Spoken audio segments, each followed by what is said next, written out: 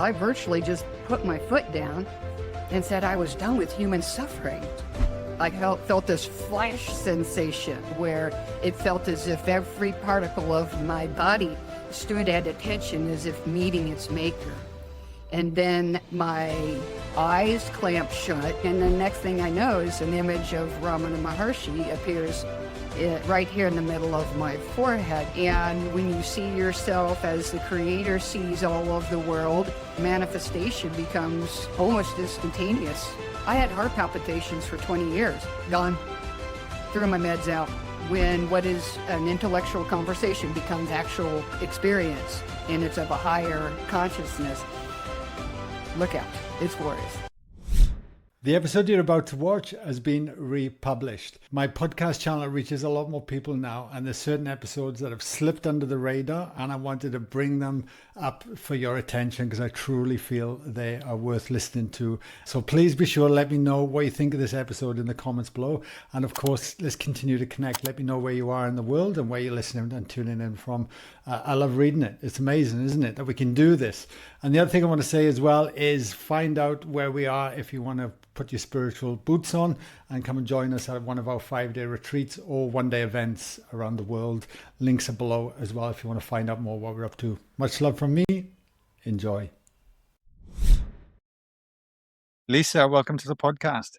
Thank you, Guy. Great to be here. I'm so happy you decided to come on. I know we were speaking off air before, and I stumbled across your journey, your story a few weeks ago, and I was blown away by the authenticity, the vulnerability, and the powerful message that you have. And you know what word kept coming to me, Lisa, when I heard you was courage.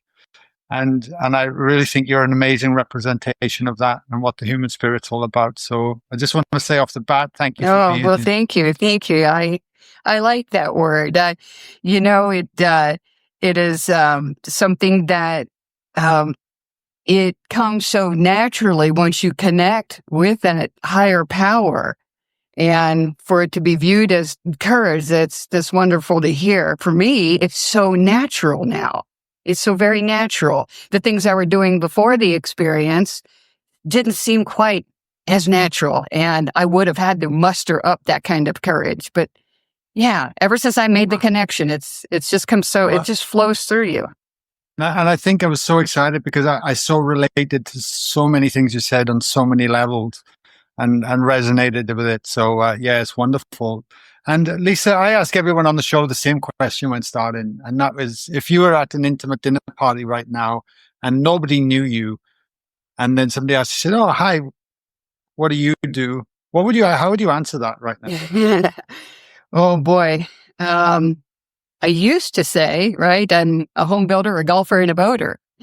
Now I'm a proponent for world peace and all kinds of very healing aspects of our human consciousness. So I spend a lot of time in prayer and contemplation and blessings, sending blessings throughout all the world, because now I know the power of consciousness, right? And that we are all one being.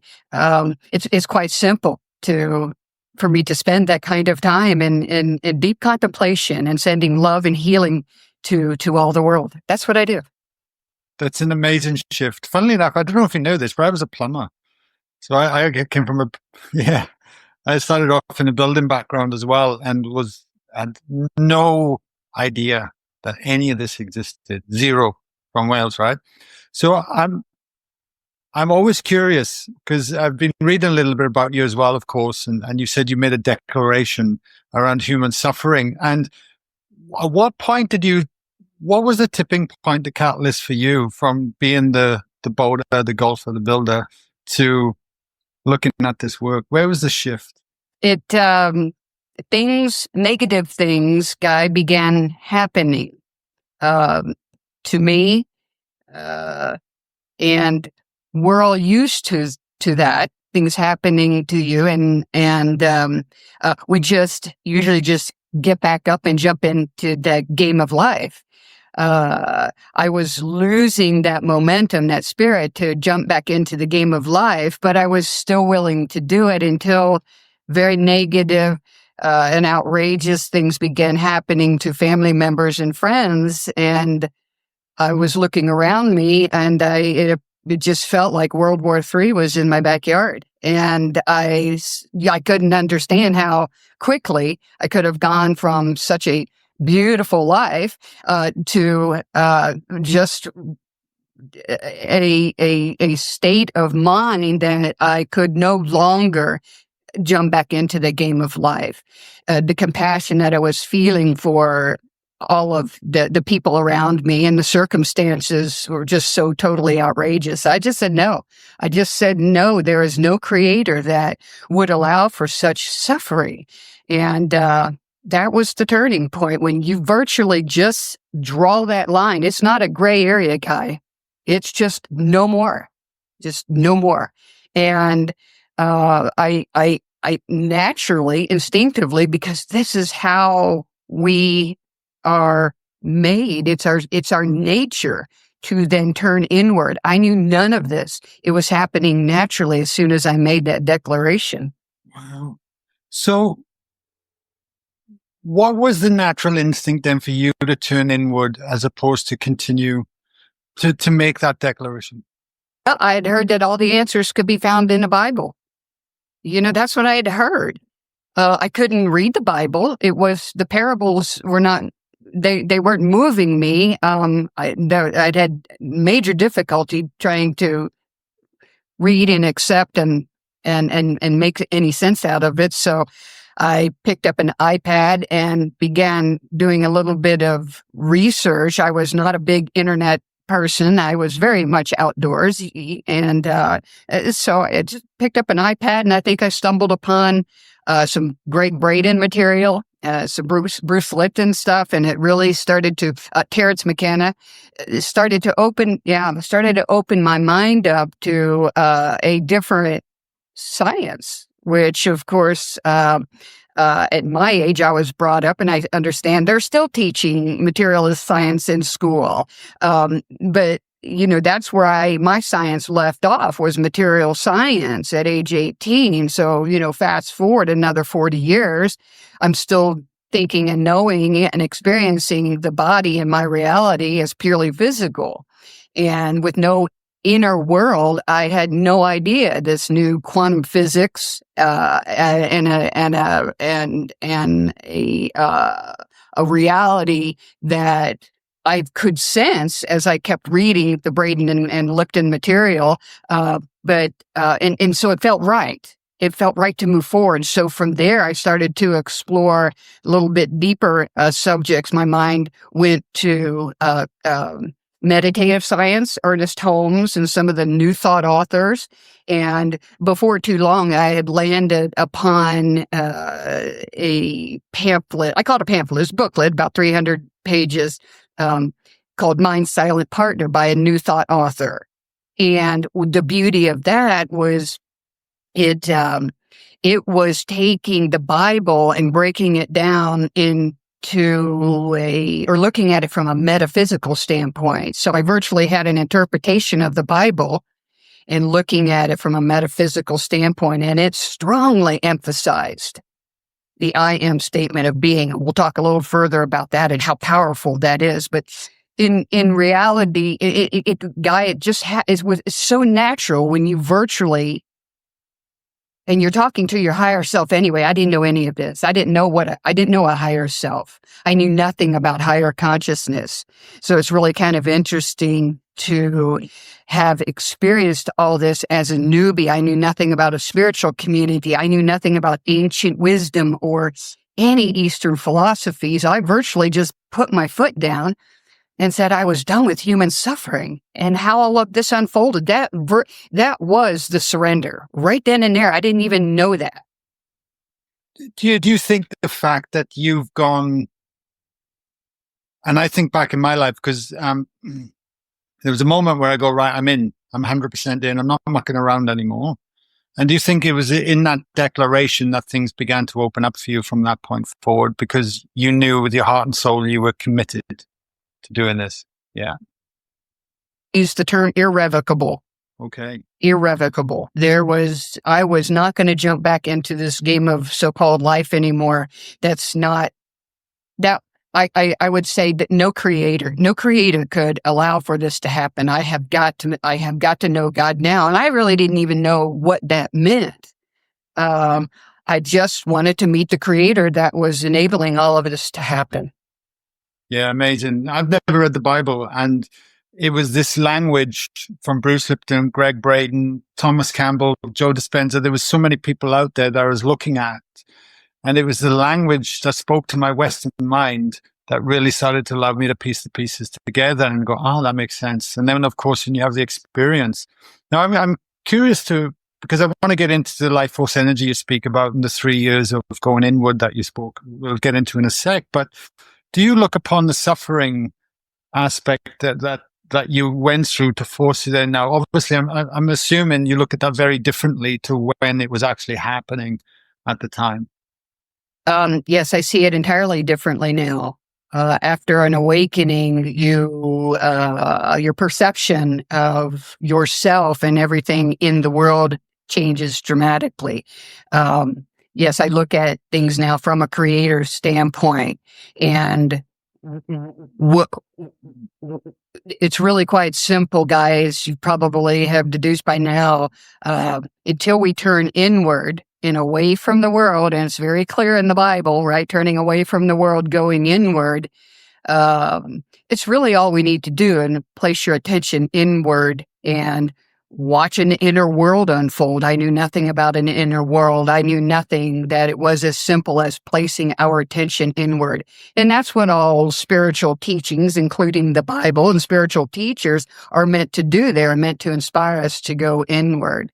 So now that an inner world has opened up for me, indeed, I see suffering entirely differently, and that each of us has the power within us to go inward, to elevate our consciousness and rise up above our own personal suffering, which, is, to me, a very simple formula. It's a little difficult to do, but until some of us, like ourselves, have gone through the necessary steps, people are having these spontaneous awakenings. It's the same conscious life force within all of us that is trying to crack through, human consciousness in order to evolve. And that's why we're seeing a lot of spontaneous awakenings. But those of us who have taken the necessary steps and just virtually turn our body, mind, organism over to this great spirit of life and let it flow through you, boy, we have these really beautiful and intentional awakenings that can happen for us. Yeah. So, the suffering, I view it entirely differently. And people say that suffering is a choice. Yeah, it is. I can't say, Guy, that since the awakening, there are still things happening, but I look at them differently now as an opportunity in order to amend or atone or do something differently for myself when they're happening for myself, and to pull my attention back inward where it belongs, right? So there's a lot less suffering in my life and a lot less suffering for the individuals around me as well. Yeah, I'm not wallowing in it at all any longer, right? I know where to go. I know where to go to find remedy. That's a big one. Yeah. Yeah, absolutely. So when you speak about the awakening of the life force energy that happened with you, and I believe it was February 2016, is that correct? Yep, February 10th. Oh, there you go. That was found. And and there was 3 years from the declaration to that point, if I'm not mistaken. Is that correct? Just about, maybe 2.5, but just about 3 years. And it might seem like a lifetime for some people, but not really, because some really interesting things happen, Guy, when you surrender. I had no idea about a higher power, but when we surrender, I tell folks it's as if this higher power plucked me off my boat off the lake and sat me in a corner to stare at a wall. I didn't know anything about meditation. I thought it was something that people use to help find these peaceful moments. I didn't know that it had such power. And so I wasn't even meditating. I knew nothing about it. I naturally was staring at walls, or like I say, into bonfires, or into the shimmering lake water.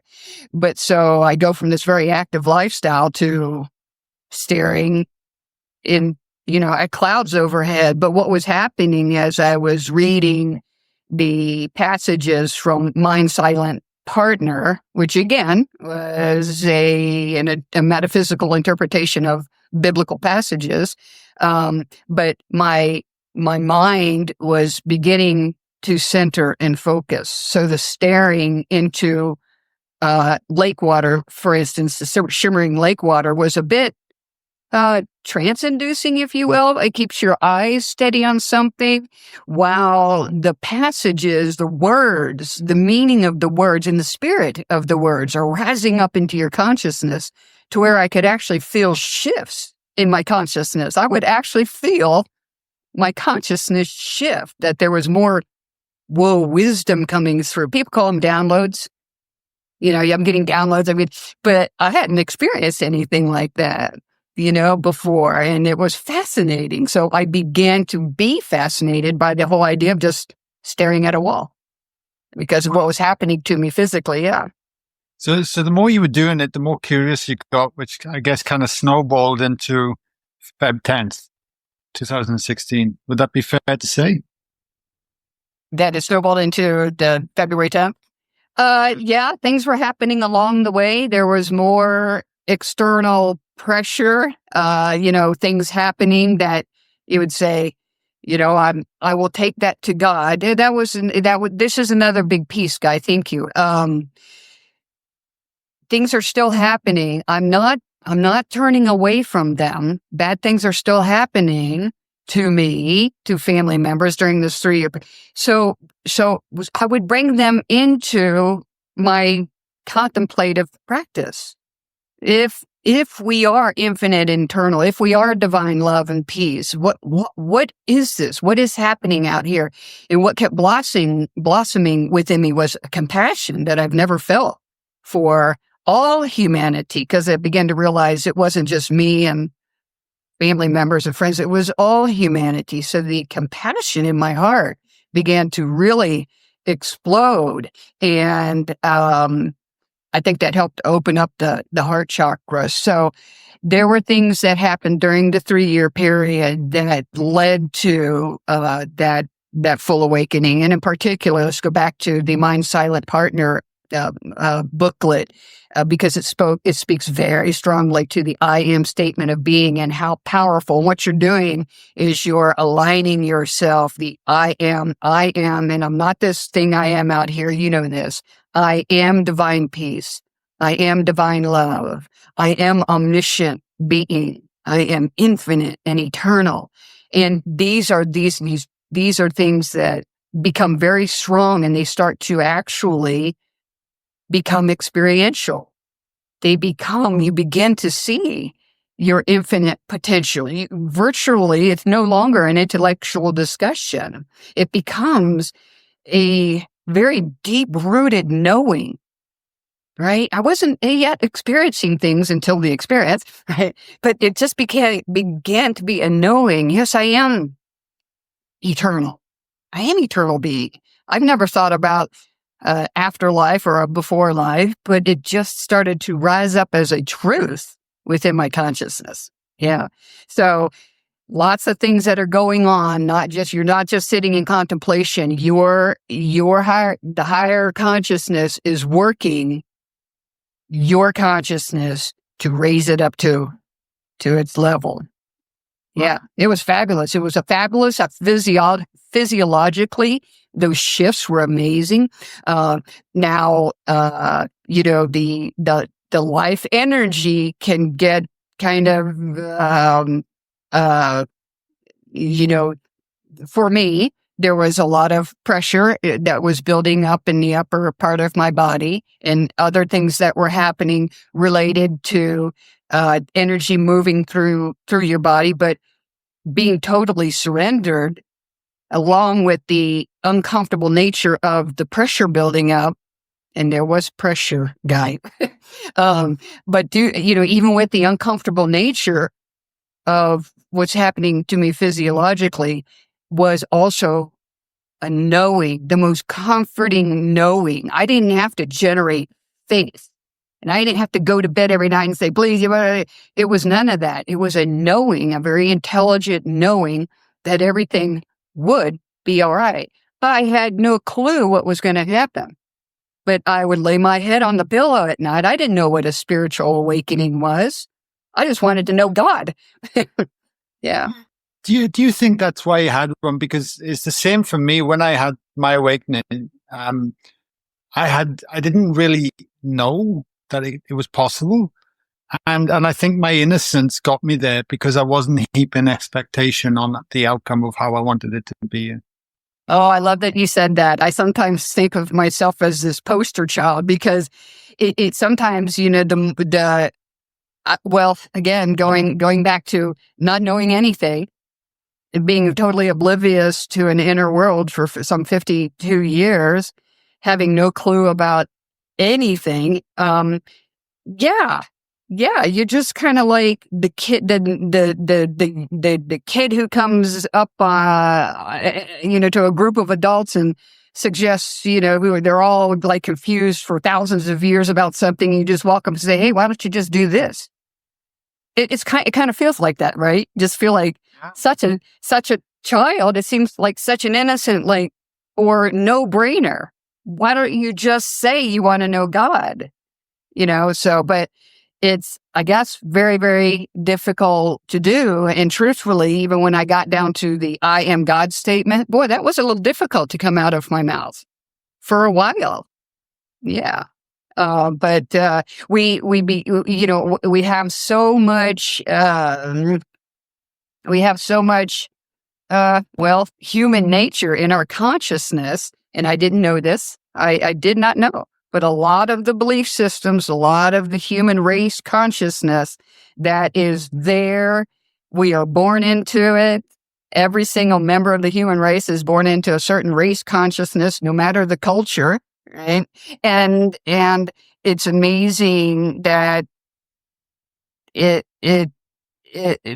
without even knowing, for instance, like you say, religion wasn't a very big part of my growing up, my upbringing. However, I was amazed at how much religion was really in my consciousness, to the degree that, it took a pamphlet that was interpreting a Bible from a metaphysical standpoint for me to wake up. And then once all that, once the experience happened, I was, look at that pamphlet and say, boy, I love it. I still love it. It's very inspiring for me. But it was a necessary thing, for me in order to wake up, because I still had, a lot of religion in my consciousness, even though I didn't realize it was there.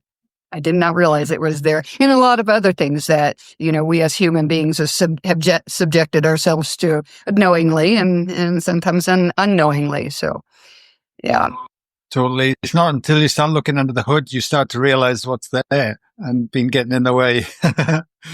But what is really cool is, you realize the power of your mind. That too was a fantastic realization after the awakening, when I started to, even the next day, what just happened to me? What happened to me?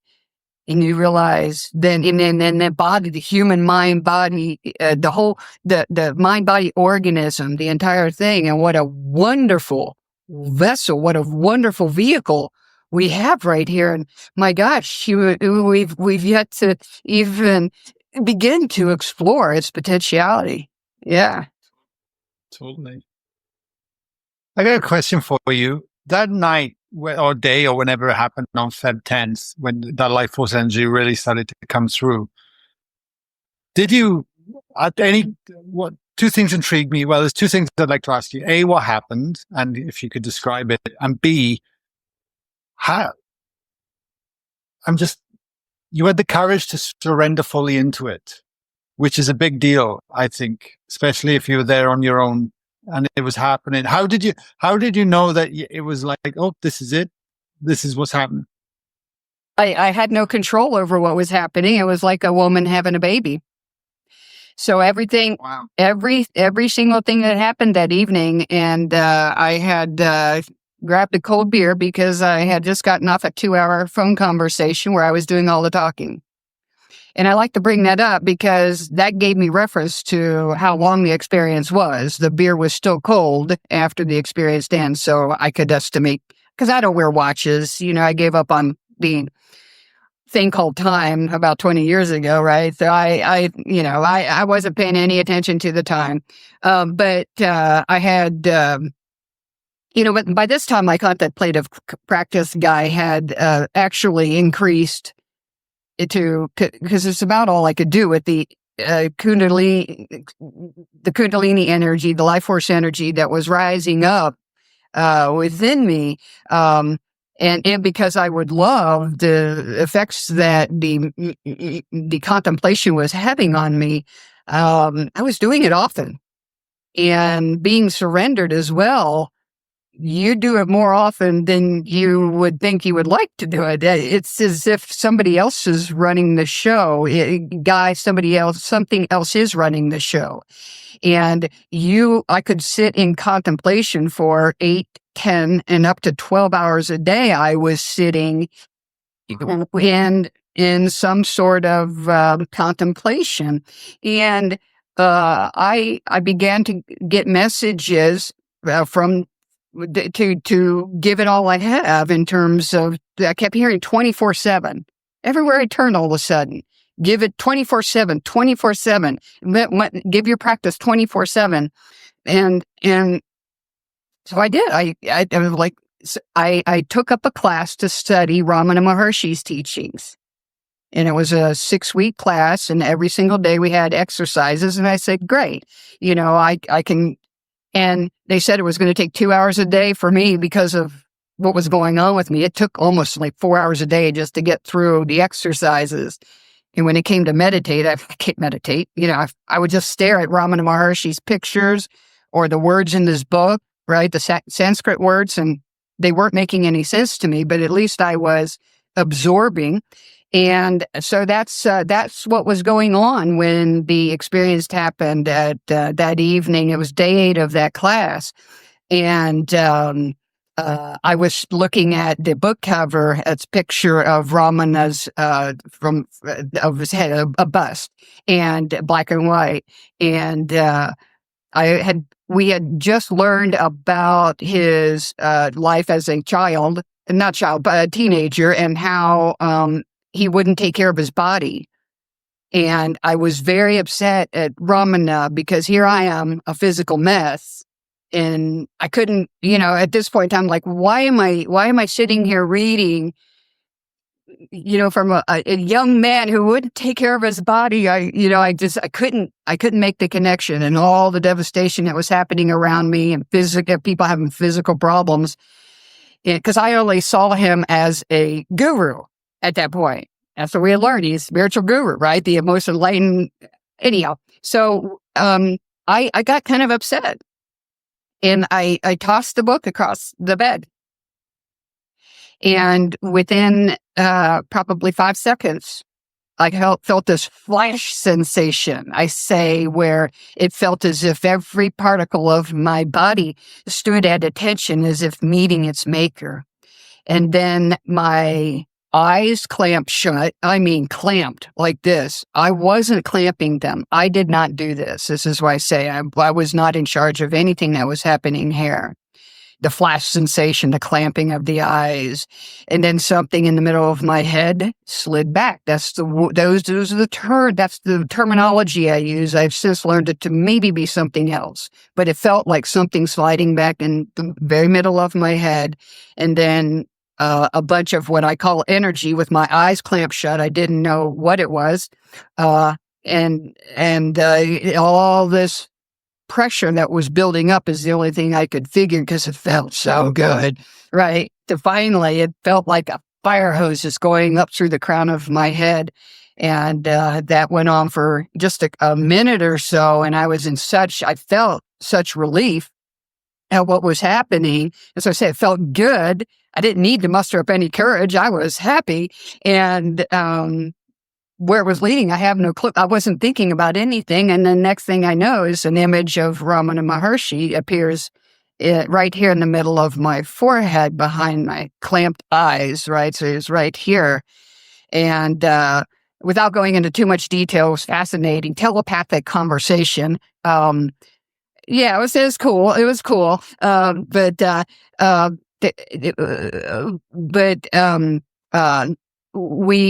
We had telepathic conversation for a few minutes, and I was like stunned. Number one, that he was there. I'm like, what the heck, And then I wasn't saying anything. This is what I was saying, but he would respond, right, in words to what I was saying, and I invited him to stay. And when I did that, my entire heart chakra just filled with warmth. Now, warmth I've never experienced before, ever. You could hold 10 brand newborns, right, and not have this kind of warmth after I invited him to stay, which was a natural thing to me. It was a glorious thing. And then we had our exchange, and then the image faded, and the energy was still gushing out of my head. And it eventually, like I said, the beer was still cold, so I figured it was about 15 minutes that the whole thing occurred. I grabbed a journal right away. I knew something profound had happened.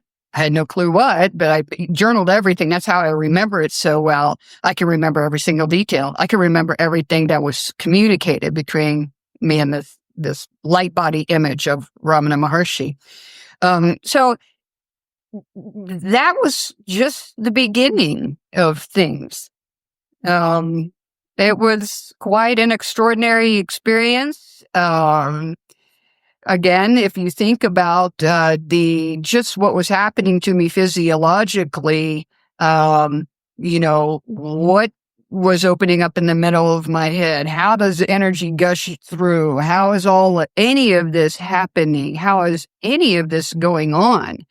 If you think about the power of the body and what it's capable of, this is one of the things, and I appreciate you having me come on to speak to the mind-body organism and to know it has this capability. And I'm trying my best to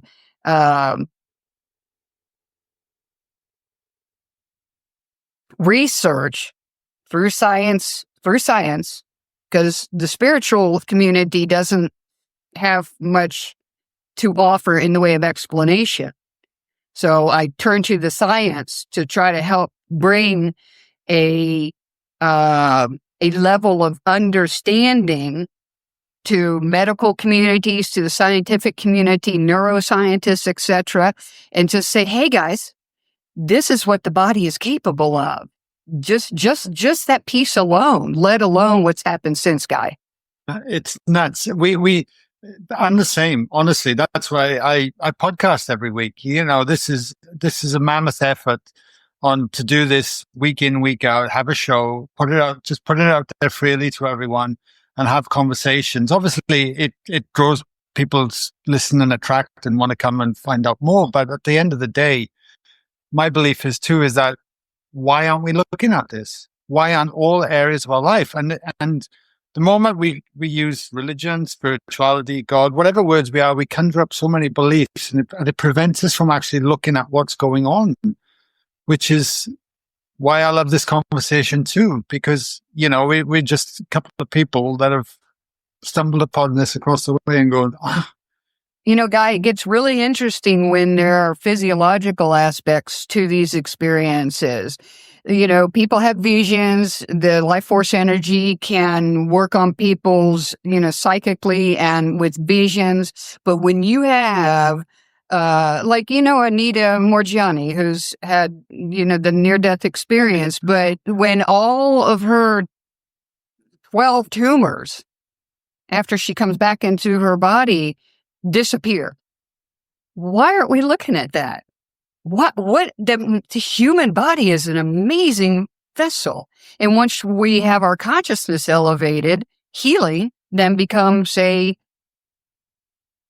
it's very natural. Self-healing is very natural. And what was happening with Anita, everybody's so tuned into the experience.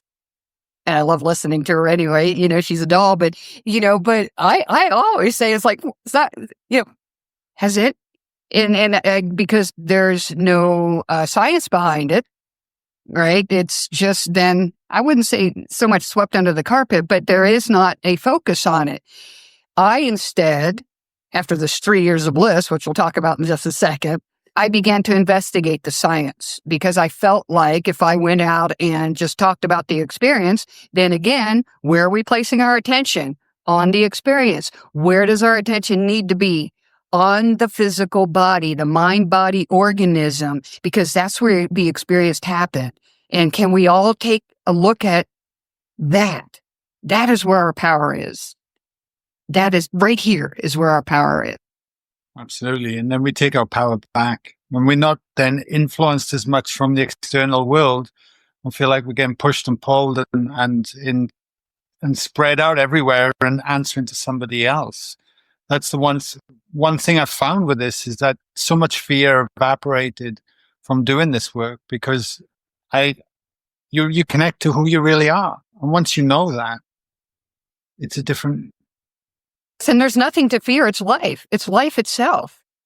And because we've suppressed it, again, knowingly or unknowingly, it's coming out in such explosive ways. A lot of times spontaneously. We talked about that earlier, but in my case, such an explosive way. Well, it had to. That's what life does. And there's nothing to fear. It's the most gorgeous thing ever to have this beautiful spirit of life flow through you freely. That's why I tell people surrender. Surrender. Just surrender. Put your books away. Go within. I still love the books for inspiration. But, because it's some of it's just really powerful stuff or maybe a guided meditation here or there, it's just gorgeous from other people. But go within. Go within. That's where, you put your attention on your higher self, right? Those aspects of ourselves that we've never explored and watch what happens. Just watch what happens. It's so glorious. Yeah, I always say that for me anyway, the biggest teacher and still is from doing the work itself. Yes. And all of these experiences that appear to be out there are really lessons, right? To continue to push your attention inward further and further. And it's a good thing. It's a very good thing. And by inviting is another thing that I did, calling these things forth up into my consciousness. This was part of the James Porter Mills Mind Silent Partner contemplative practice. We just don't contemplate. We call it forth. Come now forth, thou living word, light the offices of my mind. I am infinite and eternal spirit. Come now forth. So we're calling it forth. We're inviting the spirit of life into our consciousness. Very powerful stuff. Yeah, very, very powerful stuff. It's so exciting to begin to experience what is wisdom. Oh my gosh, to experience knowledge coming through, to experience what I call universal peace now. I had heart palpitations for 20 years. Gone. Threw my meds out, gone. So when what is an intellectual conversation becomes actual experience, and it's of a higher consciousness, look out. It's glorious. Yeah. So what happened after that experience? Because you said it was about a 15-minute experience. Did you just go sit back and have you finish a cold beer, or did you like run outside? Did you? Yeah. Wrote everything down. Yeah. Like a little baby, I woke up, turned 90 degrees on the bed in the middle of the night. Just like, I mean, I've never done that, probably even as a little child, but there I am, like a little kid, because I call my experience, it's a rebirth. It was a rebirth. My consciousness, and it was a slow shift, and this is why I believe there's a 3-year bliss period for this kind of experience. It was like being reborn. And just like a child who was born into the world and is marveling at everything, that's what I was doing. I was just marveling at everything, and butterflies, going by. It was a renewed, a refreshed consciousness. I didn't lose my mental faculties. It was nothing like that. I didn't lose memories.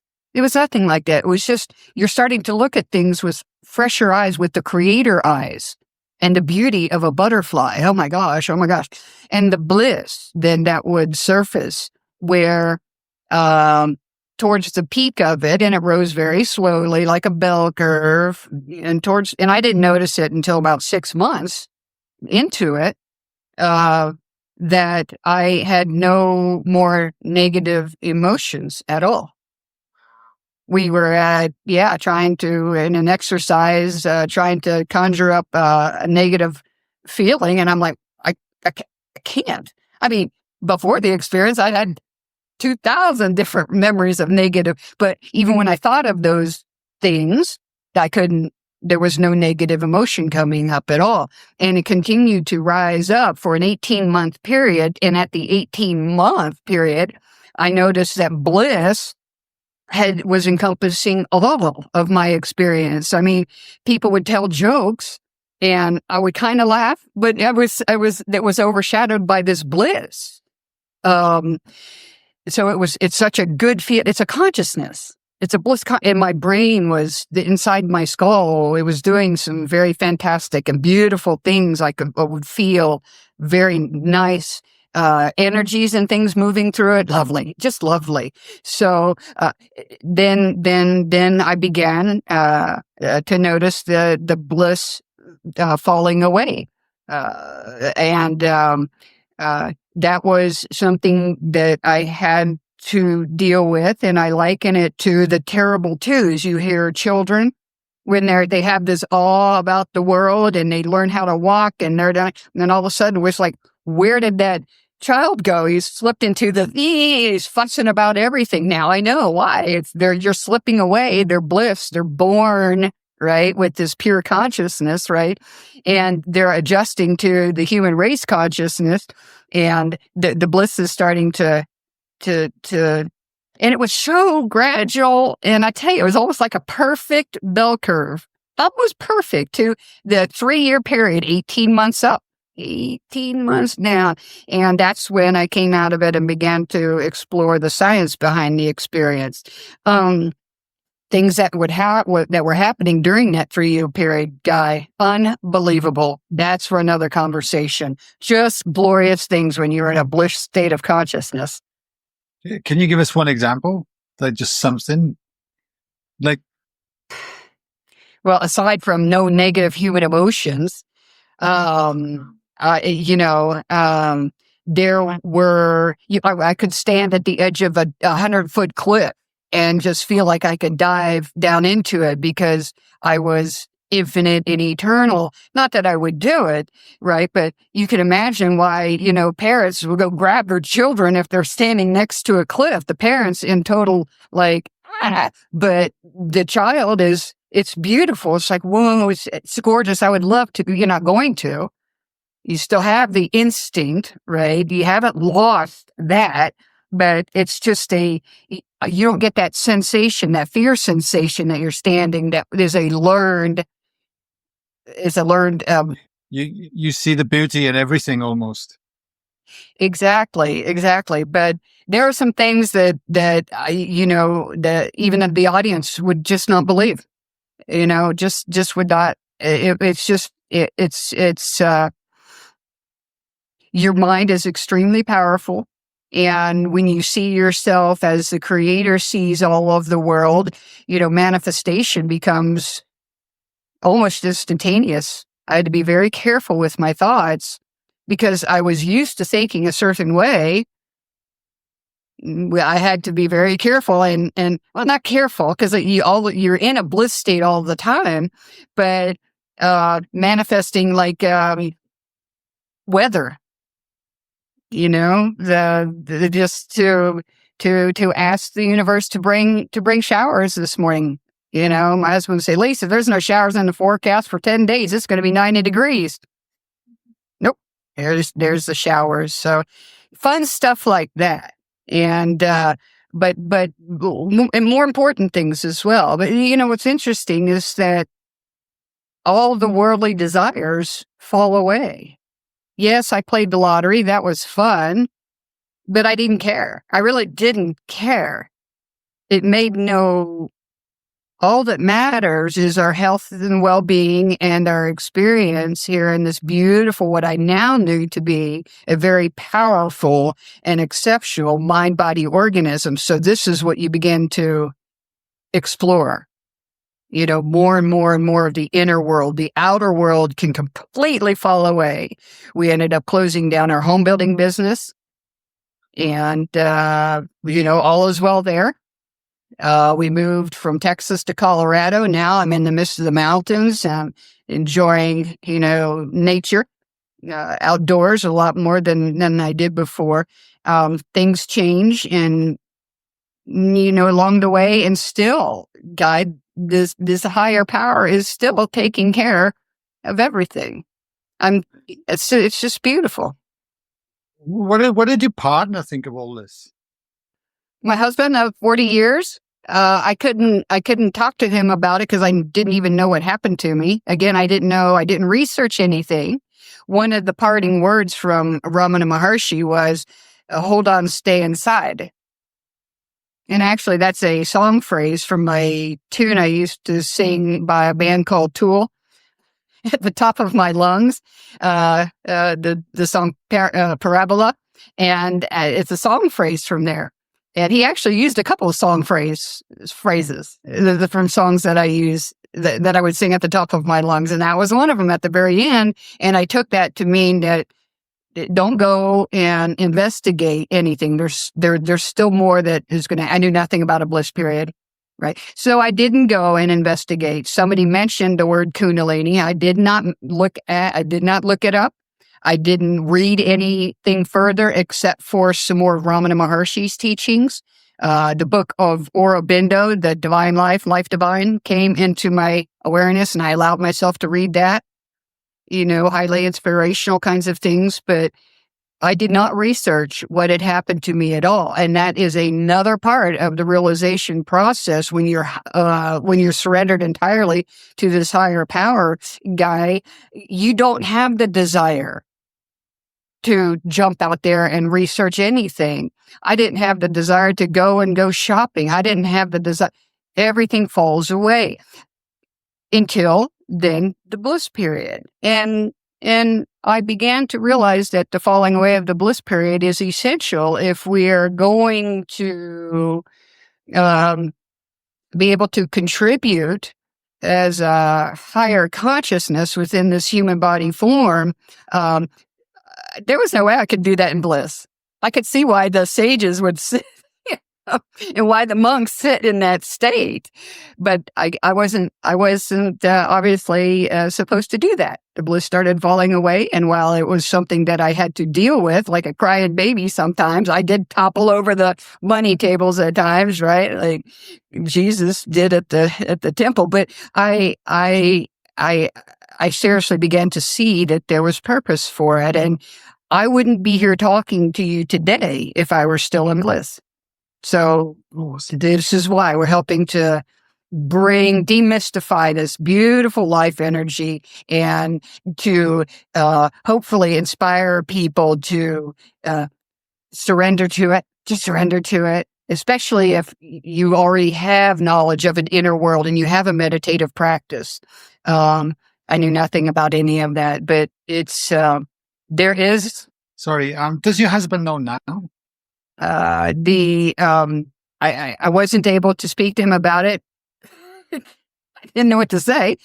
But eventually, after I came out of the Bliss and started to research a bit, I told him about the experience, and it wasn't until probably well into the fifth year, well into the fourth year after the experience, that we began to speak about it a little bit more in depth. And I actually wrote a paper to help to explain it to him, because one of the things, Guy, it didn't occur to me, but it makes sense that I easily picked up on the quantum physics and the holographic nature of the universe and God as consciousness. But so I was speaking in these terms that I had learned through my contemplative practice, but I was speaking to individuals that did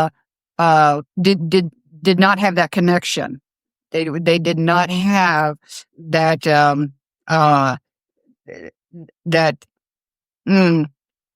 exposure, if you will, to these concepts. So one night, just last summer, I said, "Mate, can I write a paper? If I write a paper, Tim, would that help?" "Yes, please." That's how I ended up on BatGap, the Buddha at the gas pump. I wrote the paper, and I started sending it out to science organizations because I found some fractal physics, fractal plasma physics that apply to some of the things that I experienced. So I incorporated that into my paper, and I began sending it out to several science organizations, including the Institute of Noetic Sciences and Dean Radin specifically. Yeah. And Dean replied me back. And I happened to go to BatGap and type in the word consciousness to try to see who else I might send the paper to. Right? Because BatGap is a pretty good resource. I typed in the word. Well, I didn't even get to that point. Dean Radin was sitting there. He was being interviewed. I guess it was last November. And I sat there and listened to the interview. And I thought, well, my gosh, it's everything I've written in my paper is what he and Rick are talking about. And I had just sent my paper to Dean. So he and I had had some email communication. So I sent it to Rick. And I said, "Happy New Year, my friend," because what you were just saying is everything that is in my paper. Just read my paper. And it was really just a gift to him. And then about a month later, he said, you need to get in front of a microphone. I said, "I guess it's time." This is another thing about the awakening experience. I don't have to go out. I do whatever I'm inspired to do. I was inspired to write the paper. I was inspired to send it to science organizations, very specific ones.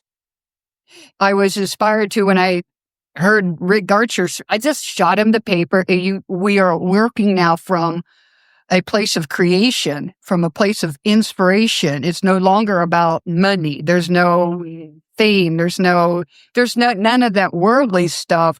It comes from pure inspiration from the heart to share now, and to let humanity know what we're capable of through intention. By the way, through intention. Set your intention. No matter what it is. Aim high. Yeah, exactly. Aim high. Exactly. I got two questions for you before I wrap up the show, Lisa. And the first question is that what's came from all of that for anyone that's that's inward and is in a relationship and their partner doesn't get it. And I see this a lot. Yeah. What would your advice be?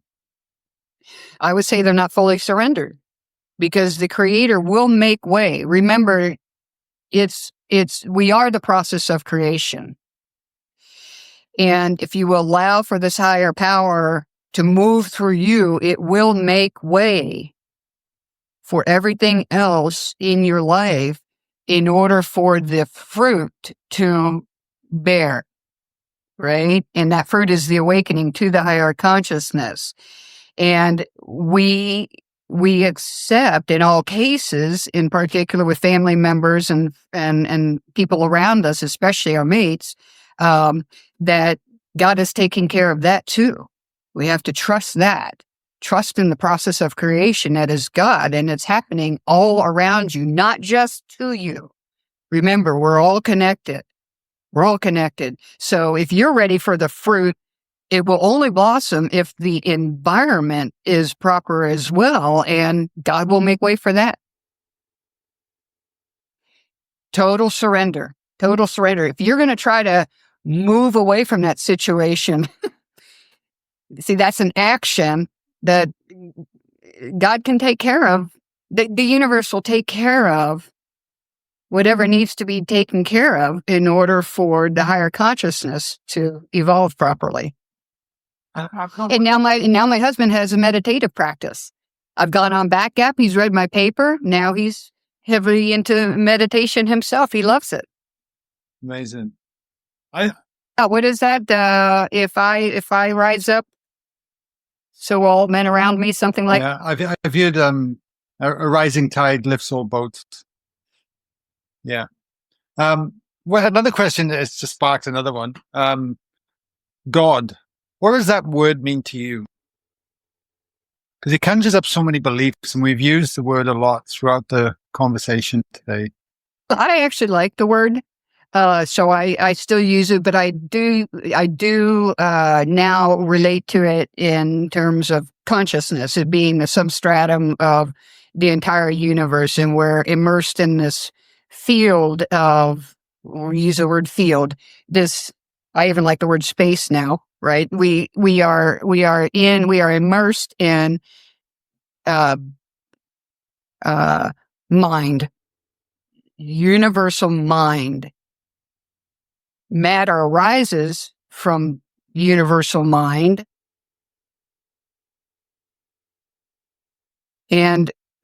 but mind consciousness is the substratum of all of that. So I like using the word God when I'm in prayer or meditation. Still, it's inspiring.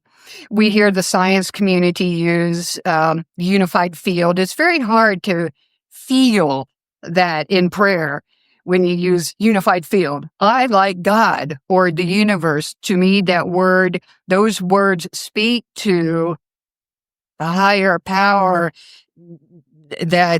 but now that I know it's right here, it's no longer this thing out there that I won't meet until I, pass away. It is consciousness. I am conscious being. It's right here. So when I speak to certain audiences, I'll use the word consciousness, even unified field, but definitely not when I'm in contemplation or prayer, because I know what it means. But the mind has to be convinced that there is a higher, that it has a maker. The mind is so, and I don't care left brain, right brain. It doesn't matter if it's, analytical or the more creative side. It's still all mind, and it has to realize that it is an agent of omniscience. And when you start thinking about that and the power, the creative force behind everything that we are experiencing, whether it's matter, whether it's moment to moment, everything stems from this consciousness, this God that is behind the whole show. Once the mind comes in touch with that, it will acquiesce. It will bow down. It bows away. And now I pick up the mind as a tool when I need to analyze or do whatever the mind is capable of doing, but I no longer depend on it, 24/7. I sit and wait to be inspired by this inner world and have things just happen. You know how it is sometimes in meditation. Well, most times in meditation, some of the beautiful light shows and things that can happen in meditation. It's all very real. It's all very real. So the mind becomes more of a tool, and it's being used by the beautiful body organism that we have. And boy, it's just an exploration, guy. You know how it is. Certainly is. Certainly is. No, thank you for that. My last question that I ask everyone on the show is, with everything we've covered today, is there anything you'd like to leave our listeners to ponder on?